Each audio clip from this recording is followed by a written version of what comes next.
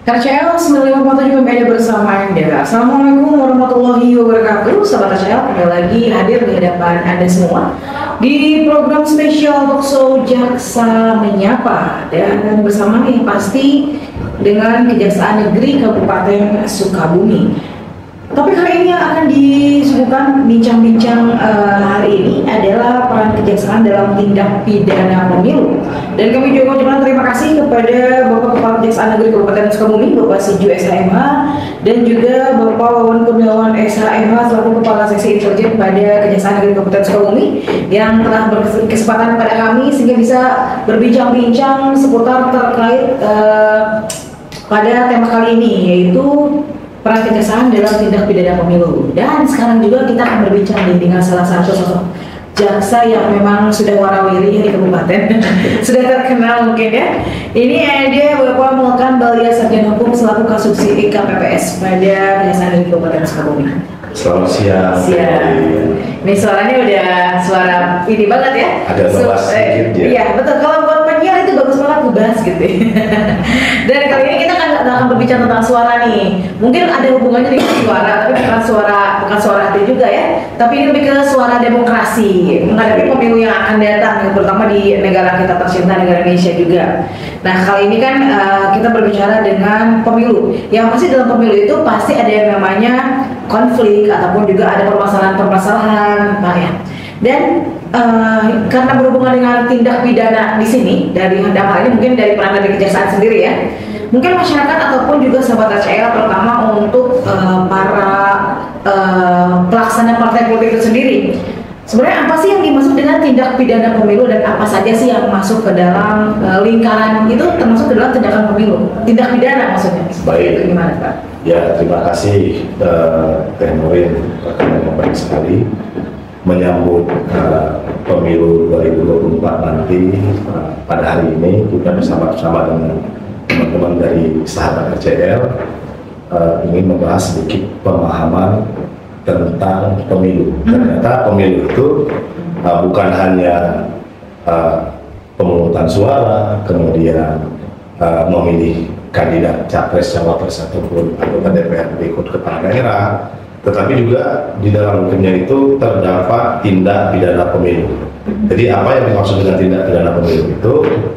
Yang dimaksud dengan tindak pidana pemilu tersebut yaitu merupakan bagian dari tindak pidana dalam rezim hukum pidana yang juga disebut sebagai perbuatan pidana atau delik.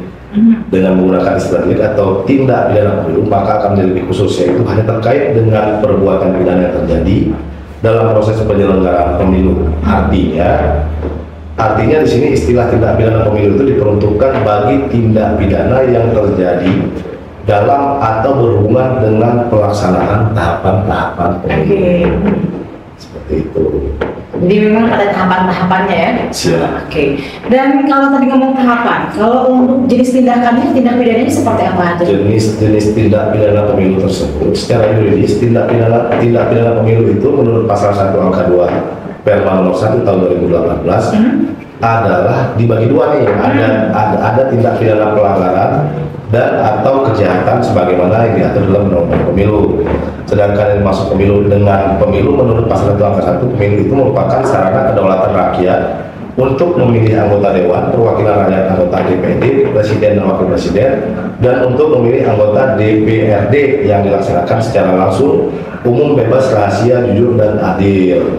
Nah, itu dilaksanakan pada tanggal 14 Februari 2023. Nah, sedikit jenis-jenis pelanggaran ataupun tindak pidana pemilu yang diatur di dalam bab 2 tentang ketentuan pidana pemilu, yaitu diatur dalam pasal 488 sampai dengan pasal 554 Undang-Undang Pemilu. Yang pertama itu ada memberikan keterangan tidak benar dalam pengisian data diri daftar pemilih. Contoh ketika kita dimintai data untuk data pemilih, kita tidak memberikan data yang benar sehingga bisa memungkinkan seseorang itu memiliki daftar pemilih ganda seperti itu. Nah, data diri untuk pengisian daftar pemilih antara lain mengenai nama, tempat, dan tanggal lahir, gelar, alamat, jenis kelamin, dan status perkawinan.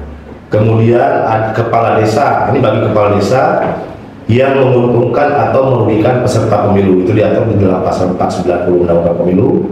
Kemudian setiap orang yang mengacaukan, menghalangi, atau mengganggu kampanye pemilu. Nah, untuk saat ini itu tahapan pemilu itu sudah sampai ke tahapan kampanye.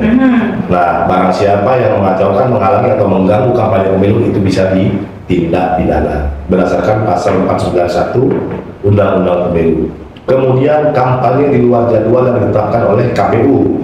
Contoh pada saat sekarang ini itu sedang masa kampanye, kemudian nanti ada masa tenang. Nah, ketika masa tenang itu ternyata ada salah satu partai politik yang melaksanakan kampanye di luar jadwal kampanye itu bisa dikenakan pidana pemilu berdasarkan pasal 49 Undang-Undang Pemilu. Kemudian yang kelima, melakukan pelanggaran larangan kampanye. Nah, ini diatur dalam pasal 280 ayat 1 Undang-Undang Pemilu. Terdapat 10 bentuk larangan bagi pelaksana, peserta, dan tim kampanye. Ini yang perlu diketahui oleh kita semua. Ternyata ada 10 bentuk larangan bagi pelaksana, peserta, dan tim kampanye pemilu ketika melakukan kampanye. Dilarang mempersoalkan dasar negara RI, kemudian melakukan kegiatan yang membahayakan keutuhan negara, menghina seseorang, agama, suku, ras, golongan, calon, dan atau peserta pemilu yang lain, menghasut dan mengadu domba perseorangan atau masyarakat, mengganggu ketertiban umum, mengancam untuk melakukan kekerasan atau menganjurkan penggunaan kekerasan kepada seseorang, merusak dan atau menghilangkan alat peraga kampanye peserta pemilu, menggunakan fasilitas pemerintah, tempat ibadah, dan tempat pendidikan itu dilarang. Jadi kalau ada nanti kita melihat tempat-tempat ibadah, kemudian tempat pendidikan, fasilitas pemerintah itu digunakan sebagai alat peraga kampanye, itu salah, dapat dilaporkan kepada Badan Pengawas Pemilu atau Gakumdu. Kemudian membawa atau menggunakan tanda gambar atribut selain dari tanda gambar atribut peserta pemilu yang bersangkutan. Kemudian menjanjikan atau memberikan uang atau materi lainnya kepada peserta kampanye pemilu. Ini yang paling sering, yaitu money politik. Nah, kemudian yang keenam, memberikan keterangan tidak benar dalam laporan dana penggunaan dana kampanye pemilu, menyebabkan orang lain kehilangan hak pilihnya. Nah, ini juga bisa dipidana. Setiap orang yang dengan sengaja menyebabkan orang lain kehilangan hak pilihnya, itu bisa dipidana dengan pidana penjara paling lama 2 tahun. Nah, itu biar supaya teman-teman sahabat SCL bisa, dan masyarakat Kabupaten Sukabumi itu bisa tahu, ternyata menyebabkan orang lain kehilangan hak pilihnya juga bisa dipidana. Kemudian menetapkan jumlah surat suara yang dicetak melebihi jumlah yang ditentukan. Kemudian memberikan suara lebih dari 1 kali. Yang terakhir yaitu, ya itu tadi, yang terakhir itu memberikan suara lebih dari 1 kali. Jadi tidak boleh melakukan pencoblosan lebih dari 1 kali. Itu bisa dipidana paling lama 18 bulan. Oke, berarti memang yang ada penggandaan ya, itu dengan disengaja pastinya ya. Dengan disengaja. Jadi sahabat ACL kalau mencoblos itu 1 aja, jangan mencoblos 2 kali. Maksudnya di tempat yang berbeda ya, kadang-kadang ada kecurangan-kecurangan seperti itu. Dan juga harus harus diantisipasi juga ya, apalagi untuk masyarakat awam yang memang kadang-kadang kan kita sebagai masyarakat awam Pak, kita nggak tahu gitu ya apa yang kita lakukan kan benar apa enggak gitu ya. Apalagi misalnya diiming-imingi lah ya, kalau di zaman-zaman era politik kan banyak yang diiming-imingi ya, seperti itu. Janji politik ya, yang pasti jangan jadi sebenarnya. Dan untuk sendiri Pak, kalau ada kegiatan preventif yang dilakukan kejaksaan gitu, untuk guna mencegah tindak pidana pemilu seperti itu? Baik, terima kasih. 2 atau 3 bulan kebelakangan ini Kejaksaan Kabupaten Sukabumi melalui bidang intelijen itu dalam pencegahan untuk atau upaya preventif terhadap mencegah adanya tindak pidana pemilu ini, kita telah melakukan sosialisasi baik itu terhadap melalui desa-desa untuk memberitahukan bahwa ternyata di dalam pelaksanaan tindak pidana pemilu tersebut terdapat adanya tindak pidana, sehingga dengan menyampaikan kepada masyarakat terkait dengan adanya adanya tindak pidana pemilu dalam penyelenggaraan pemilihan umum ini untuk mengantisipasi dan mencegah adanya terjadi pelanggaran ataupun dugaan tindak pidana pemilu di masyarakat. Karena jika peran yang preventif yang dilakukan kejaksaan itu hanya sebatas sosialisasi dan penyuluhan hukum kepada masyarakat. Seperti itu, Dan kalau untuk masyarakat kan juga masih tahu ya mereka bahwa ini adalah masuk ke dalam tindakan pemilu. Nah, sebenarnya landasan hukumnya seperti apa sih Pak yang melatar belakangi tentang tindak pidana pemilu ini? Nah, kalau untuk tindak pidana pemilu ini dasar hukumnya yaitu Undang-Undang Nomor 7 Tahun 2017 tentang Pemilihan Umum sebagaimana yang telah diubah dengan Peraturan Pemerintah Pengganti Undang-Undang Nomor 1 Tahun 2002 Tahun 2022 tentang perubahan atas Undang-Undang Nomor 7 Tahun 2017 tentang Pemilihan Umum yang telah ditetapkan sebagai undang-undang dengan Undang-Undang Nomor 7 Tahun 2023 itu terkait dengan pasal-pasal yang disangkakan dalam tindak pidana pemilu. Kemudian terkait dengan pelaksanaannya itu diatur di dalam Peraturan Mahkamah Agung Nomor 1 Tahun 2018 tentang tata cara penyelesaian tindak pidana pemilihan dan pemilihan umum. Terkait dengan penanganan perkaranya tidak terlepas dari undang-undang yang seperti yang saya sampaikan tersebut, juga mengacu kepada Undang-Undang Nomor 81 Tahun 1981 tentang Kitab Undang-Undang Hukum Acara Pidana. Mungkin itulah dasar hukum terkait dengan tentang tindak pidana umum. Oke, dan sebenarnya kan banyak juga ya permasalahan-permasalahan yang terjadi di di dalam rangkaian pemilu baik itu sebelum ataupun sesudah. Baik. Nah, betul. Dan sejauh ini Pak, sejauh Bapak peran di dalam kejaksaan sendiri, mungkin dalam ini kan dalam Gakumdu ya, Gakumdu. Kasih Pak permasalahan-permasalahan yang sering terjadi, yang dihadapi dan juga yang sering diselesaikan juga Pak pada masa pemilu ya. Pada masa pemilu. Ini terkait dengan sebenarnya kejaksaan itu memiliki peran di dalam penegakan hukum untuk tindak pidana pemilu ini. Kita tergabung ke dalam Gakumdu, yaitu penegakan hukum terpadu yang di dalamnya itu terdapat unsur Bawaslu, kemudian unsur kejaksaan, unsur kepolisian. Nah, di sini di Gakumdu ini mungkin pada saat sekarang ini seperti yang sedang kami laksanakan ini hanya terkait membahas tentang rapat koordinasi ketika nanti terjadi adanya dugaan pelanggaran ataupun tindak pidana pemilu. Nah, biasanya seperti ini tuh Tenor. Pelanggaran ataupun dugaan tindak pidana pemilu itu baru ada itu biasanya ketika tahapan pemilihan suara.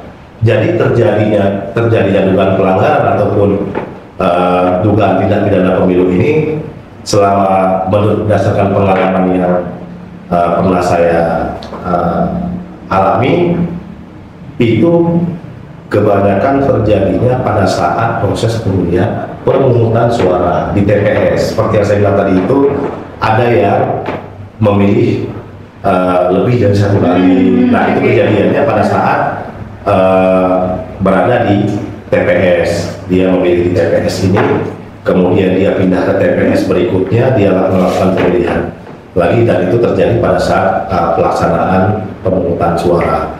Nah, untuk yang pada saat sekarang ini kami hanya melakukan pengawasan monitoring terhadap kegiatan penyelenggaraan pemilu yang dilaksanakan pada saat ini, yaitu dalam tahapan kampanye. Nah, sampai sejauh ini untuk Kabupaten Sukabumi saya rasa sangat kondusif. Belum ada laporan yang signifikan terkait dengan adanya dugaan pelanggaran maupun tindak pidana terkait dalam tahapan penyelenggaraan kampanye yang sedang berlangsung pada saat sekarang ini. Jadi untuk sekarang ini belum ada permasalahan yang signifikan yang dapat kita lakukan pembahasan ataupun yang dapat kita kategorikan sebagai pelanggaran maupun dugaan tindak pidana pemilu. Begitu. Oke, berarti memang sejauh ini aman-aman aja ya kabupaten ya. Aman-aman saja. Ya, diharapkan juga kedepannya juga bisa aman ya. Diharapkan ke depannya juga aman dan kondusif. Betul. Dan kalau tadi kan permasalahan-permasalahan yang alhamdulillah yang sekarang nggak ada, jangan sampai ada ya. Jangan sampai. Nah, kalau dalam kegiatan sendiri dalam tindakan dan juga penindakan sendiri Pak, adakah hambatan Bawaslu dalam hal ini dan juga kejaksaan ya? Karena ini naungannya dengan Bawaslu, kejaksaan, kepolisian gitu ya. Adakah hambatannya dalam penegakan hukum pidana pemilu di tahun kali ini? Nah, secara nasional ya, secara untuk di khususnya di daerah Kabupaten Sukabumi ini, hambatan yang kita alami itu dari Bawaslu dalam penegakan hukum pidana pemilu itu diantaranya yaitu kalau untuk tingkatan nasional itu ternyata tidak semua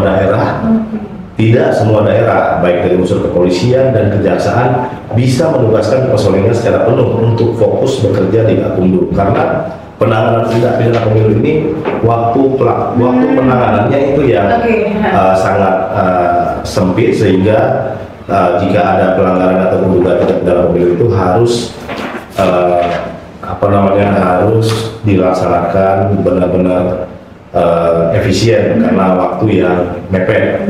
Kemudian ada sedikit permasalahan yang terjadi yaitu terkait dengan multitafsir dalam menerjemahkan undang-undang.